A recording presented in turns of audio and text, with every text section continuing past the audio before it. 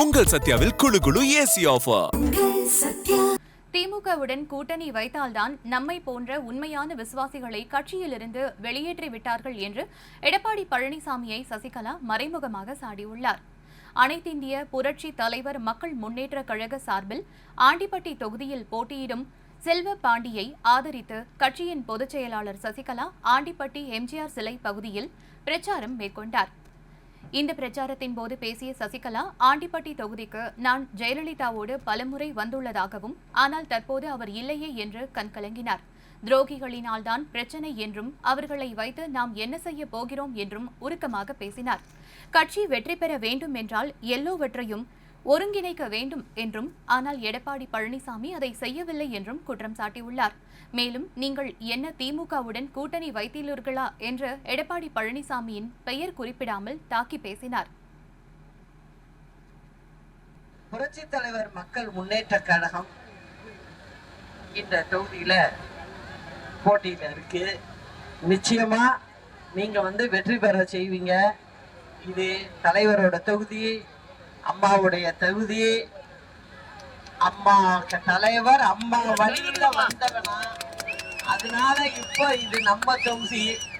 அதனால நீங்க எல்லாம் வாக்களிப்பீங்க அப்படிங்கிற நம்பிக்கை எனக்கு முழு மனசா இருக்கு.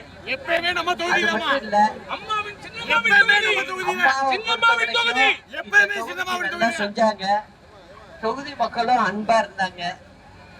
நான் அம்மாவோட வந்திருக்கேன், இங்க பிரச்சாரத்துல ஈடுபட்டிருக்கேன். அதனால நான் ஆண்டிப்பட்டுக்குள்ள நுழையும் போதே நான் என்ன நினைச்சிருப்பேன்னு உங்களுக்கு தெரியும். அம்மாவோட வந்தமே, இப்ப அம்மா இல்லையே அப்படிங்கிற மனசுதான் எனக்கு வந்தது. அதனால நீங்க எல்லாம் இருக்கீங்க, அம்மாவுடைய தொண்டர்கள், இங்க உள்ள மக்கள் அம்மா மேல பிரிய உள்ளவங்க எல்லாம் எனக்கு துணையா இருப்பீங்கிறத துரோகிகள்னாலதான் இந்த பிரச்சனையே நமக்கு வந்தது. துரோகிகளை வச்சுக்கிட்டு என்ன செய்ய முடியும்? கட்சி வெற்றி பெறணும், அப்படி எல்லாரையும் ஒன்றிணைக்கணும். அததானே செஞ்சிருக்கணும், செய்யல. நீங்க என்ன திமுகவோட கூட்டணி போட்டிருக்கீங்களா? நான் கேட்கிற கேள்வியதான்.